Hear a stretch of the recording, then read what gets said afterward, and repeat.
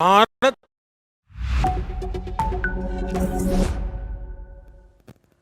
Hello and welcome. You're watching NewsX World. I'm Megha Sharma and let's take a look at the top headlines of the hour.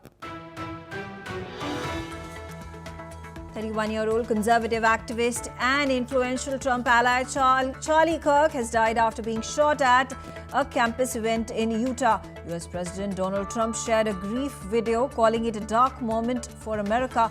A manhunt is still underway with the FBI urging the public to share photographs and videos of the shooting.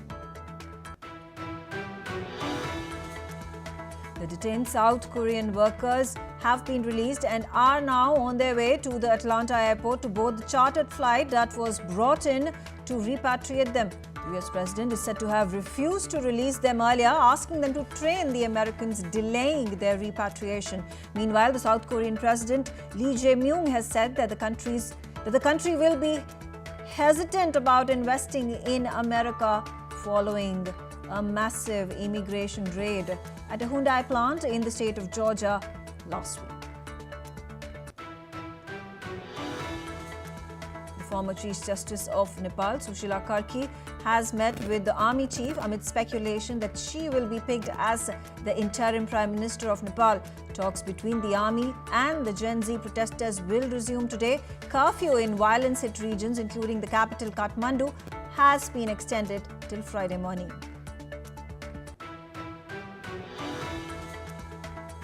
US President Donald Trump held a heated call with his Israeli counterpart Benjamin Netanyahu, conveying deep frustration at being blindsided by Israel's strike on Hamas representatives in Qatar, even as Israel faces global condemnation for its military strikes.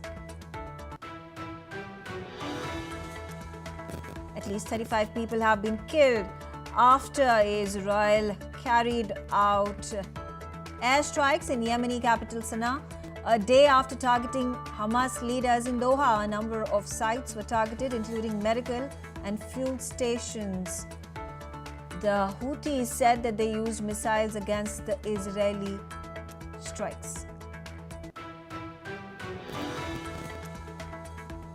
Ukrainian President Volodymyr Zelensky slammed Western and global leaders for what he called lack of action over Russia's intrusion of Polish airspace with drones. At least 3 drones were shot down by the Polish and other 2 aircraft in Poland's airspace by NATO during yesterday's attack on Ukraine. France's new Prime Minister Sébastien Lecornu's first day in office was marked by widespread street protests against President Emmanuel Macron, with demonstrators clashing with the police. The deployment of 80,000 police officers broke barricades and dragged hundreds of protesters into custody, even as flashpoints multiplied.